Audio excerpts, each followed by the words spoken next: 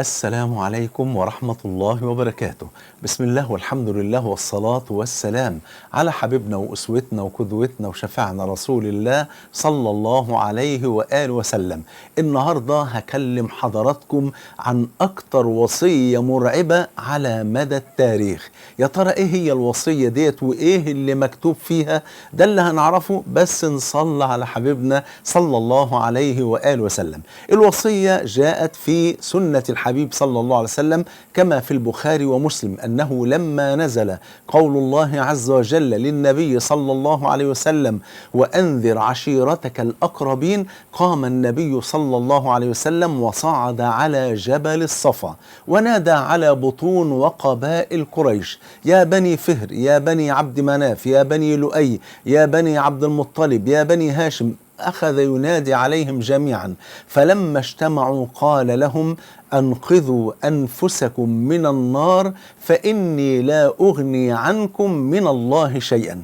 ثم نظر النبي صلى الله عليه وسلم إلى ابنته فاطمة رضي الله عنها قرة عينه وثمرة فؤاده، وقال لها: يا فاطمة بنت محمد صلى الله عليه وسلم، أنقذي نفسك من النار فإني لا أغني عنك من الله شيئا.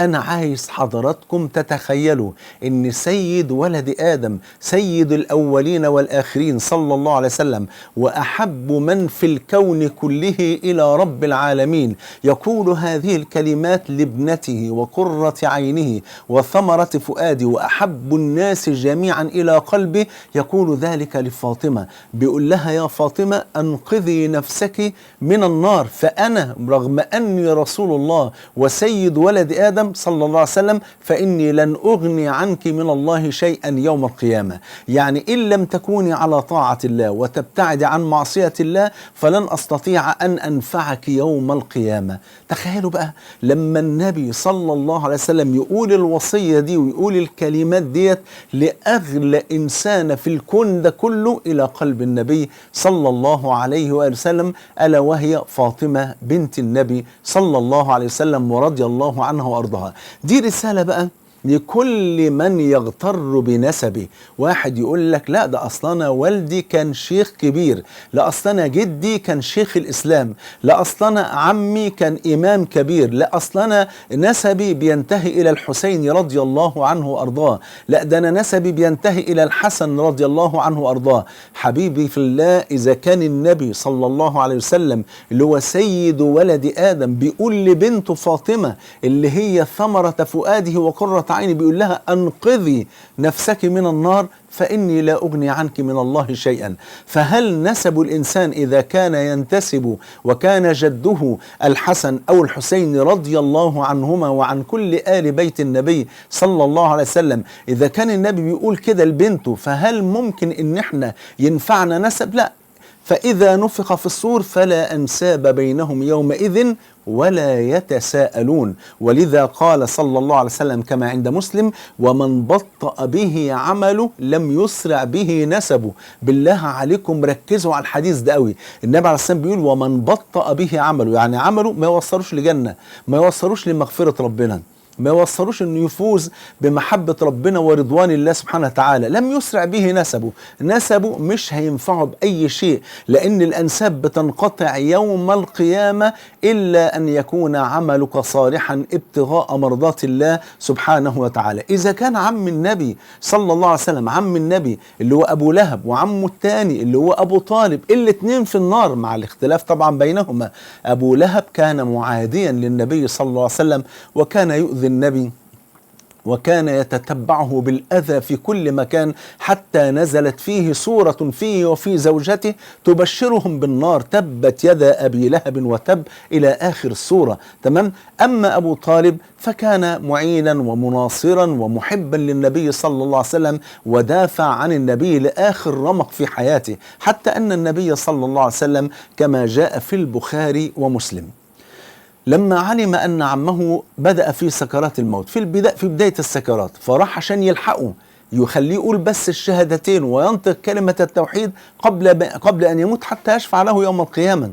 فذهب إليه فوجد عن يمينه أبا جهل وعن شماله عبد الله بن أبي أمية، فقال النبي صلى الله عليه وسلم لعمه أبي طالب، قال يا عم قل لا إله إلا الله كلمة أحاج لك بها عند ربي. فنظر إلى أبي جهل وإلى عبد الله بن أمية فقال له أبو جهل وعبد الله بن أبي أمية، قال له أترغب عن ملة الآباء والأجداد يا أبا طالب؟ فقال لا، هو على ملة عبد المطلب، ورفض أن ينطق الشهادتين. وفي الرمق الأخير قال للنبي صلى الله عليه وسلم والله يا ابن أخي لولا أن تعيرني قريش لأقررت بها عينك، لولا أن أنا خايف أن أنا بعد ما أموت يقولوا علي أن أنا صبأت ودخلت في الإسلام لنطقت الشهادتين. ومات كافرا. فجاء العباس، والحديث في البخاري ومسلم، فجاء العباس رضي الله عنه وأرضاه عم النبي صلى الله عليه وسلم وقال له يا رسول الله لقد نفعك عمك أبو طالب كثيرا ودفع عنك أذى المشركين، فبما نفعته شفاعتك؟ قال سألت ربي أن ينقله من النار، يعني من قعر النار، إلى ضحضاح من النار، يعني إلى أقل درجة عذاب في النار، فهو يقف على جمرتين يغلي منهما دماغه أبد الآبدين، وهو أهون أهل النار عذابا يوم القيامة. فده عم النبي صلى الله عليه وسلم هيكون أهون أهل النار عذابا يوم القيامة، لكنه في عذاب مستمر لأنه مات كافرا.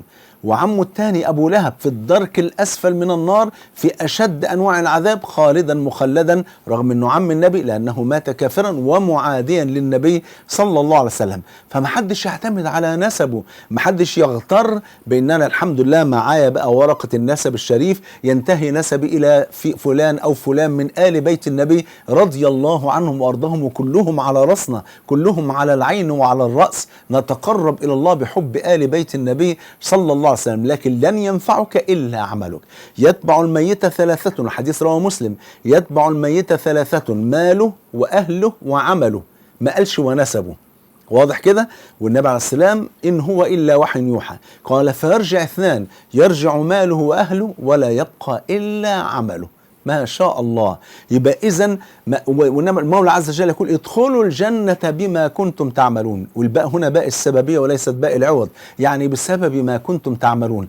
ما قالش ادخلوا الجنة بسبب نسبكم، ما قالش كده سبحانه وتعالى، وإنما قال ادخلوا الجنة بما كنتم تعملون، أي بسبب ما كنتم تعملون، وإلا فنحن لن ندخل الجنة إلا برحمة الله سبحانه وتعالى. مين اللي قال الكلام دوت؟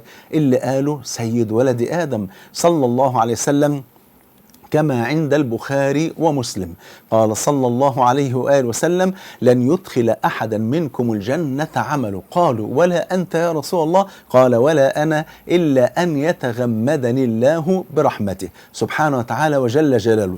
يبقى أكثر وصية مرعبة في التاريخ هي قول النبي صلى الله عليه وسلم، هو سيد ولد آدم سيد الأولين والآخرين صلى الله عليه وسلم، هو وصيته لابنته فاطمة يا فاطمة بنت محمد أنقذي نفسك من النار. فمن باب أولى إن احنا كمان نحرص على أن ننقذ أنفسنا من النار بالسير على طاعة الله والبعد عن معصية الله، وإن وقعنا في أي معصية نلحق ونتدارك أنفسنا ونتوب إلى الله سبحانه وتعالى. جمعني الله وإياكم مع سيد ولد آدم صلى الله عليه وسلم في الفردوس الأعلى. بحبكم في الله، والسلام عليكم ورحمة الله وبركاته.